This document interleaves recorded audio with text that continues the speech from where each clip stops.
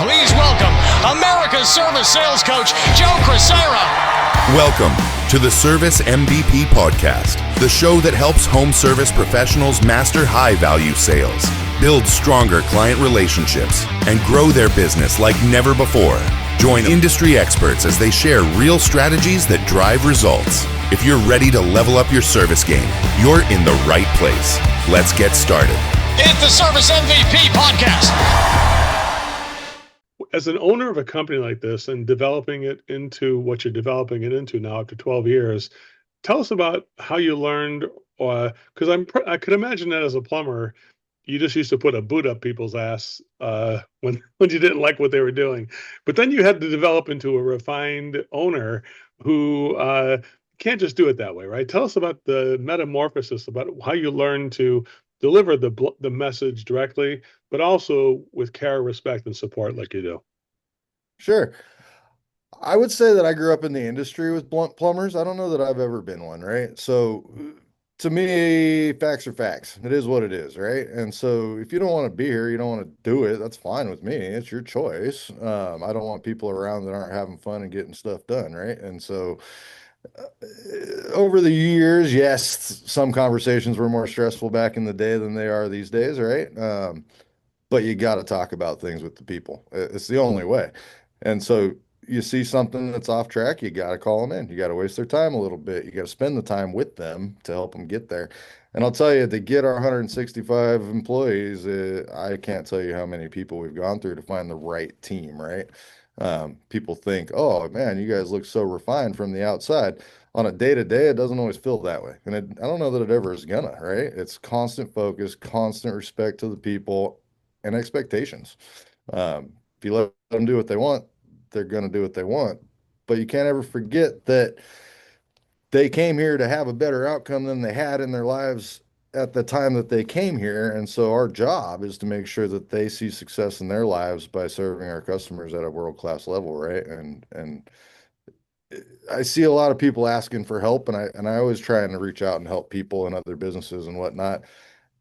And the biggest theme I think I see is the people not willing to go have the difficult conversations and or hold accountability lines on the things they expect, right? Inspect what you expect's a real thing. And if you just let people do whatever and you're questioning why your results are junk, then you should think about that. You know, one of the things I noticed is, when you see like the week is transforming on or the month is moving forward, not afraid to put that score in front of people. And then that's why I think, honestly, I really love working with Harts, because you would be great at putting the score. Hey, guys, here's where we're at for the month. Here's where we need to be. We need to start doing this. Joe, you got some thoughts on this? And then I'd go in and do some training and say, yeah, here's what I would need you guys to do. And then Rich would be like, all right, guys, we believe in it. Then he'd come back and finish with so it'd be like, it was like a perfect mix. Like, that's what I saw it. I mean, you probably don't see it that way, but I was like, you tell us the numbers. I'd say, here's what we need to do. And you deliver the, I believe in you and the motivational message. I really love that flow that we had working together, and we still honestly still have it, because when we even though I'm not really working there as a paid employee anymore, I still monitor because I'm so in love with the team, and what you guys are accomplishing. What do you think about that thing where you deliver the data, and how important is it that people aren't afraid to show that data? You don't dwell on it. You just say, here it is. And what are some of the keys to doing that where it's not offensive to people or it's too overbearing to provide that data? Because sometimes the data, we all think it should be provided, but either people ignore it or they just read too much into it. Tell us how you do that in an appropriate way, which just seems natural to you. How does that happen there? Yeah. So, I mean, none of it's a secret, right? And it can't be. It has to be in your face all the time. We got TVs around the shop with people's numbers on it, whether it's conversion rate, sales, average ticket, revenue, you name it, right? All the way down to your driving score. Did you have too many harsh braking events? So when I come out publicly with it, every individual's already had their individual conversations on where they're at individually. And so it's not a big deal to come to the team and let's just say I throw out daily videos, right, to the individual trade teams, and I'll tell them where we're at. We're 2 weeks into the month, we're at 150 grand. Our target this month's 400. We're off track, guys. I got 4 open install days. And our goal today is to keep our brothers working and eating and feeding their families, right? And so this is what we got to do. I want to make sure that every single job we go to, we've got 6 repair options. We're getting our salesman on the phone on Zoom and getting 6 replacement options if it's over 10 years old. It ain't our choice to make, it's the customer's choice. We have to provide the options, no different than we provide the data. And a lot of times people get complacent, right? And we all do it. It's not them, it's all of us, right? And so they need somebody powerful to help remind them that it's I got to pay the rent every day. My rent's due every day. It ain't at the end of the month or the beginning of the month. It's every single day. And so we push forward with sharing that data regularly to make sure that it's not a surprise. And if you didn't do that and you just threw numbers out to your entire team out of the blue, it would be offensive. Um, but the reality is you should be having once a week meetings individually. Uh, I do 3 times a week as a team in each trade, and then daily on the videos out to what we're shooting for today. I just want to break that down for everybody just to make sure we got what you were saying there, because the numbers with the human impact, Yep. those two things. So when you deliver the numbers, delivering the numbers with the cost of not hitting our goal. So Yep. the goal is just a goal. It's just a Yep. scoreboard.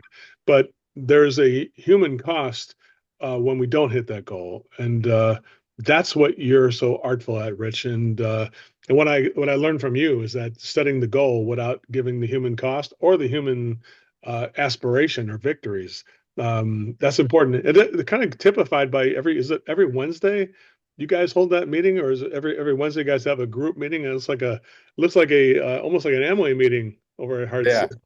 Yeah. Yeah. So every Wednesday we have an all hands meeting. Every Tuesday and Thursday we have individual team trainings, right? Um, but yeah, we go over the numbers and let us know. We try and stay on pace, right? No different than, I don't know everybody that's watching this, but maybe you're a 2-person company, maybe you're a 100-person company, whatever. But you got to organize, right? You don't go to war without a plan. You don't go build a house without a plan. You don't do anything without a plan, really. Like I go get in my truck in the morning. Well, I got to start it and warm it up. I got to get my coffee. I got a process to everything I do, whether you think about it or not. And people get offended if you're just talking numbers all the time. It's like, oh, I'm just a number, right? You're not just a number, man. You got a family. Like you're fighting every day to be better than you were yesterday. And if you aren't, you probably shouldn't be on my team at the end of the day because we're all growing all the time. It's also one of our core values is grow or die. If you ain't growing, you're dying. If you're dying, get the hell out of my way because you're in my way. Well, I believe in that. And, at that Wednesday meeting, for all those who would aspire to do something like that, which I think it is a great thing, what I noticed is that that's not a training meeting as much as it is an acknowledgement meeting of the effort. It's like I teach Magic Moments about praising the effort of people who have made an effort on behalf of you.